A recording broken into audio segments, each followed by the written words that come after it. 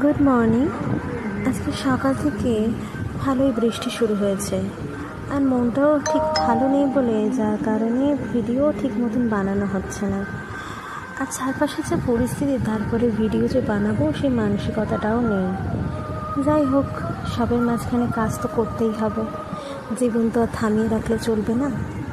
যার কারণে বিকেলে বেরিয়েছিলাম ড্রয়িং করাতে যাওয়ার জন্য। এটা হচ্ছে আজকে আমি নতুন একজনকে ড্রয়িং করাতে গেছিলাম। আর এই দেখো, এই হচ্ছে আমার নতুন স্টুডেন্ট। সে খুবই ছোট এবং খুবই কিউট। দেন বাড়িতে এসে আমি আমার যে পাঞ্জাবিটার কাজ করছিলাম সেটা নিয়েই বসেছি। এইভাবে আজকে দিনটা কাটালাম, তোমাদের সাথে শেয়ার করলাম যে আমার কাজটা কেমন হচ্ছে। আমি ফাইনাল লুকটা তোমাদের সাথে ডেফিনেটলি শেয়ার করব। সবাই ভালো থেকো অ্যান্ড বি সেফ। আর লড়াইটা এইভাবে যেন চালিয়ে যেতে পারি।